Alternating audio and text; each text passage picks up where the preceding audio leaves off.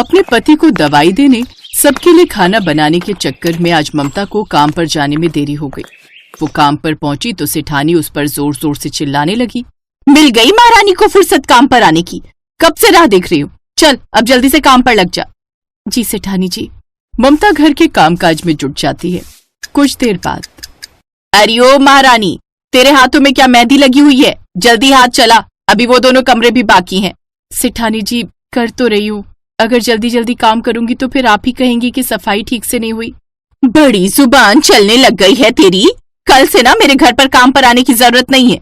मैंने ऐसा कुछ नहीं कहा सेठानी जी, आप मुझ गरीब के पेट पर क्यों लात मार रही हैं? मेरा सारा घर मेरे भरोसे ही चलता है। सेठानी उसे काम से निकाल देती है।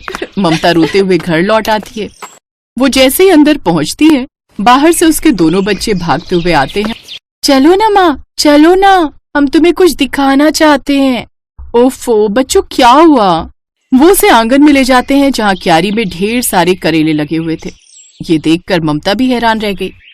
वाह बच्चों, ये तो कितने सारे करेले हैं, ऊपर से कितने ताजे भी। सचमुच आज तुम्हारी मेहनत रंग लाई। माँ, अब जल्दी से हम दोनों के लिए करेले के पकौड़े बना दो। करेले के पकौड़े? हाँ, मेरा दोस्त है ना मोनू, उसने बताया था कि जब भी वो अपने गांव जाते थे, कैसे उसकी दादी उनके लिए करेले के पकौड़े बनाती थी।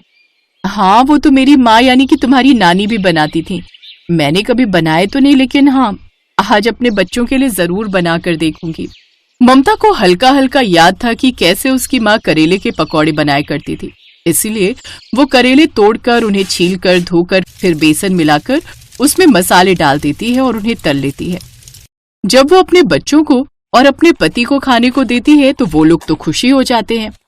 वाह ममता, क्या स्वादिष्ट पकौड़े बने हैं। हाँ माँ, इनका तो जवाब ही नहीं, क्रिस्पी क्रिस्पी, करारे करारे। ऊपर से कड़वाहट तो इसमें बिल्कुल भी नहीं है और खुशबू भी बहुत अच्छी आ रही है। तभी वहाँ ममता की पड़ोसन सुनीता आ जाती है। बच्चों को पकौड़ों की तारीफ करते सुनकर वो भी ममता से कहकर पकौड़े चखती है। करेले के पकौड़े खाकर तो उसका मन ही खुश हो जाता है। वाह ममता, क्या कमाल के पकौड़े बनाए तूने, और ये सिलबट्टे पर पीसी हुई चटनी का तो जवाब ही नहीं। वाह वाह वाह, मजा ही आ गया। मैंने तो कभी नहीं सोचा था कि करेले के पकौड़े भी इतने टेस्टी हो सकते हैं। क्यों री ममता, आज से पहले तूने कभी नहीं खिलाया मैं ये करेले के पकौड़े बनाकर। क्या करूं सुनीता, जब से इनकी तबीयत खराब हुई है, पैसे कमाने की ऐसी होड़ लगी है कि कुछ दिमाग में रहता ही नहीं है। काम मिल जाए तो 2 पैसे कमा लूं और अपना घर चला सकूं।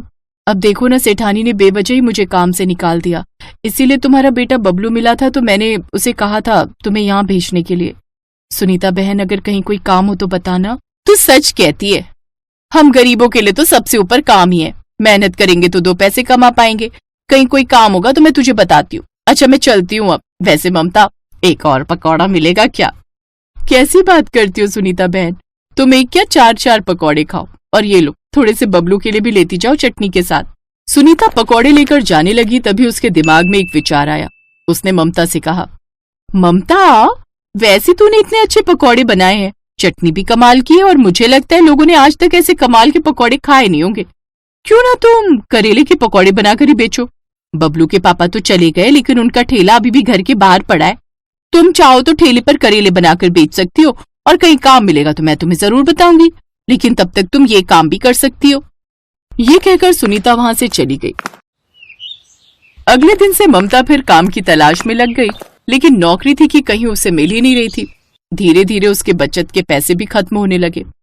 अब उसने करेले के पकौड़े बनाकर बेचने का फैसला किया। वो सुनीता के पास जाती है। तूने बिल्कुल सही फैसला लिया है ममता, अब तू तो जानती है कि आजकल नौकरियां रखी कहाँ हैं। तुम बिल्कुल ठीक कहती हो बहन। वैसे पक्का ना, मैं करेले के पकौड़ों का काम खोल लूं ना? हाँ ममता, और तुझे कोई मदद की जरूरत होगी तो मैं करूंगी मदद तेरी। ठीक है, तो मुझे कुछ पैसे उधार दे दे, और बबलू के पापा का ठेला भी मुझे चाहिए होगा। हाँ हाँ, तू बस काम शुरू कर, बाकी सब मैं देख लूंगी। मैं तेरे बनाए हुए टेस्टी करेले के पकौड़ों की तारीफ सबसे करूंगी। सुनीता ने कुछ पैसे ममता को दिए, जिससे वो जरूरी सामान ले आई। फिर अगले दिन से ठेले पर पकौड़े बनाकर बेचने लगी। आइए आइए, गर्मा गर्म करेले के पकौड़े और सिलबट्टे की बनी हुई चटनी खाइए।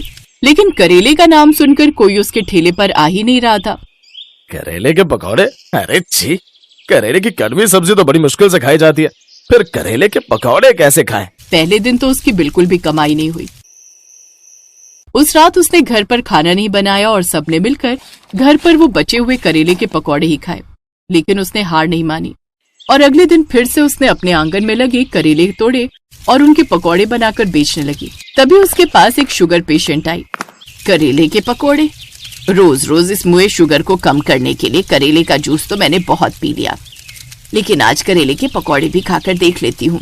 बेटी, कितने की है प्लेट? माँ जी, सिर्फ 20 रुपए। अच्छा, तो एक प्लेट लगा दे। जी माँ जी। ममता ने जल्दी से करेले के पकौड़े सिलबट्टे पर बनी हुई चटनी के साथ उस बूढ़ी अम्मा को परोसे, तो उनको खाकर तो वो खुशी हो गई। इतने लाजवाब पकौड़े तो पनीर, प्याज, आलू के भी नहीं होते जितने टेस्टी ये करेले के पकौड़े बने हैं। सचमुच बेटी, तुम्हारे हाथों में तो कमाल का जादू है। ये बात सुनते ही ममता खुश हो गई। तभी थोड़ी दूरी पर खड़े 2 यूट्यूबर वीडियोस शूट कर रहे थे, जिसमें उन दोनों की बात भी रिकॉर्ड हो गई। करेले के पकौड़े। यार रोहन, हमें यूं किसी भी गरीब पर हंसना नहीं चाहिए। क्या पता उनके करेले के पकौड़े सचमुच लाजवाब हो। चलना हम चलकर उनकी वीडियो शूट करते हैं। क्या पता ऐसे ही ये करेले के पकौड़े वाली फेमस हो जाए और हमारी वीडियो भी हिट हो जाए। ये सोचकर वो दोनों करेले के पकौड़ी वाले के पास गए और अपना मोबाइल फोन से शूट करने लगते हैं और उससे सवाल पूछते हैं। क्या आपको लगता है कि करेले के पकौड़े खाने भी कोई आएगा? ऐसी क्या खास बात है आपके इन पकौड़ों में? एक बार आप भी खाकर देखिए, फिर बताइए क्या कोई दोबारा इन्हें खाने यहाँ आएगा या नहीं। वो दोनों जैसे ही करेले के पकौड़े खाते हैं तो खुश हो जाते हैं और लाइव टेलीकास्ट करते हुए कहते हैं, वाह, सचमुच बहुत ही अच्छे बने हैं ये करेले के पकौड़े। दोस्तों, आप सब भी इनके ठेले पर आइएगा और इनके करेले के पकौड़े जरूर खाइए। उनके काफी सारे सब्सक्राइबर थे। करेले के पकौड़ों के नाम से ही कुछ अलग तरह का खाना खाने की इच्छा रखने वाले लोगों की भीड़ उसके ठेले पर लग जाती है और 20 रुपए करेले के पकौड़े तो हर कोई खाना चाहेगा। उस रोज उसके सारे करेले के पकौड़े बिक गए। शाम को सारा सामान समेटकर जब वो घर आती है तो उस दिन वो बहुत खुश थी। ममता, कैसा रहा आज का दिन? आप यकीन नहीं करेंगे जी, आज मेरे सारे पकौड़े बिक गए। आज जितनी भीड़ थी, अगर कल भी उतनी ही भीड़ रही तो इसके लिए मुझे और पकौड़े बनाकर बेचने होंगे। अगले दिन ममता फिर ठेले पर पकौड़े बेचने लगी। उसके पास अब दूसरे गांव से भी लोग आने लगे। देखिए, मैं बहुत दूर से आई हूँ स्पेशली आपके ये करेले के पकौड़े चखने। ये कड़वे तो नहीं है ना? टेस्टी तो होंगे ना? आप बेफिक्र रहिए, बहुत अच्छे लगेंगे आपको ये पकौड़े। उस लड़की ने भी वो करेले के पकौड़े खाए तो वो बहुत खुश हुई। अब ममता के ठेले पर करेले के पकौड़े कुछ ही घंटों में खत्म हो जाते। उसकी खूब कमाई होने लगी। उसने सुनीता के पैसे भी लौटा दिए और कुछ समय बाद खुद की दुकान खोल ली, जिससे वो खूब कमाई करने लगी।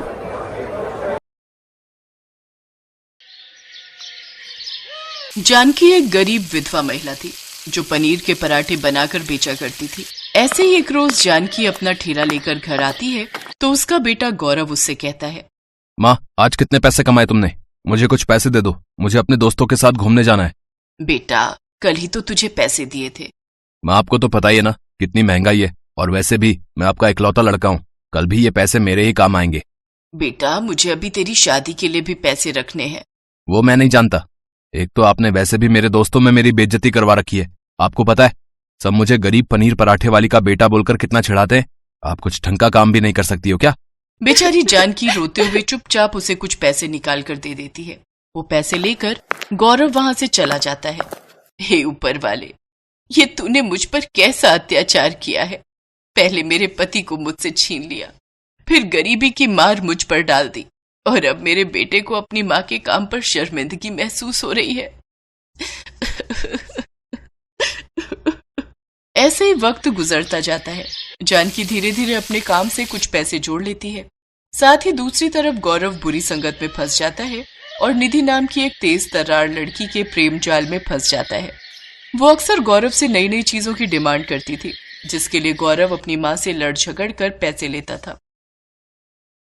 एक रोज जानकी काम से लौटते वक्त गौरव और निधि को एक साथ देख लेती है। बेटे, वो लड़की कौन थी और उससे तेरा रिश्ता क्या है? वही जो एक लड़के और लड़की का होना चाहिए। मैं उससे प्यार करता हूँ और उससे शादी करना चाहता हूँ। लेकिन कौन माँ बाप तुझ निकम्मी को अपनी बेटी देंगे? माँ आप हो तो पनीर पराठे का ठेला लगाकर इतना तो कमाई लेती हो कि मेरा और मेरी बीवी का पेट पाल सको। मुझे कुछ नहीं सुनना। अगर निधि से मेरी शादी नहीं हुई तो मैं अपनी जान दे दूंगा। हाँ। अपने बेटे की खुशी के आगे जानकी झुक जाती है और निधि के माता पिता से जाकर दोनों का रिश्ता पक्का कराती है।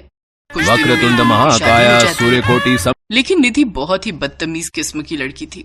वो अपनी सास जानकी को बिल्कुल भी पसंद नहीं करती थी।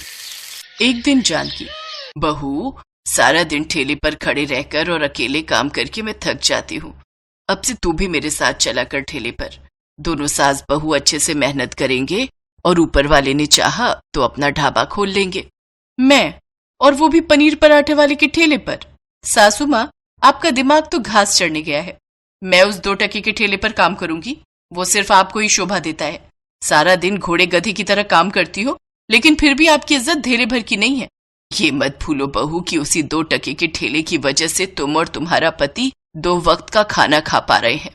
इतना कहकर जानकी काम पर चली जाती है, लेकिन उसकी ये बात निधि को गुस्से से लाल कर देती है। धीरे धीरे वो गौरव को उसकी माँ के खिलाफ भड़का देती है और एक दिन ऐसा आता है जब वो दोनों जानकी से अलग हो जाते हैं। मुझे छोड़कर मत जाओ बेटा, तुम्हारे अलावा मेरा है ही कौन। इस बुढ़ापे में मुझे तुम दोनों की जरूरत है। मेरे बेटे, मेरे बेटे, मेरे बच्चे, मत जाओ मुझे छोड़कर। आखिर क्यों रुके आपके साथ? आपके इस ठेले के अलावा और है ही क्या? मैं अपने पति को अच्छी नौकरी दिलवाऊंगी, फिर हम दोनों खुशी खुशी अपनी जिंदगी जिएंगे। इतना कहकर दोनों घर छोड़कर चले जाते हैं और बेचारी जानकी अकेले रह जाती है। ऐसे ही कुछ समय बीतता है। जानकी अब और बूढ़ी हो चली थी, जिस वजह से उसकी तबीयत खराब रहने लगती है, लेकिन फिर भी वो अपना काम करती रहती है। तो वहीं दूसरी तरफ गौरव की अब तक कोई नौकरी नहीं लगी थी। साथ ही निधि भी गर्भवती हो जाती है, जिस कारण वो कर्ज के बोझ तले दबते जाते हैं।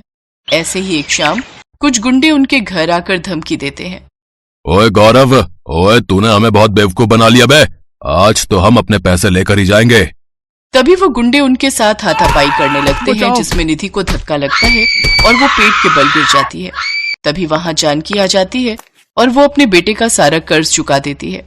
साथ ही गौरव और जानकी निधि को अस्पताल ले जाते हैं, जहां निधि का गर्भपात हो जाता है।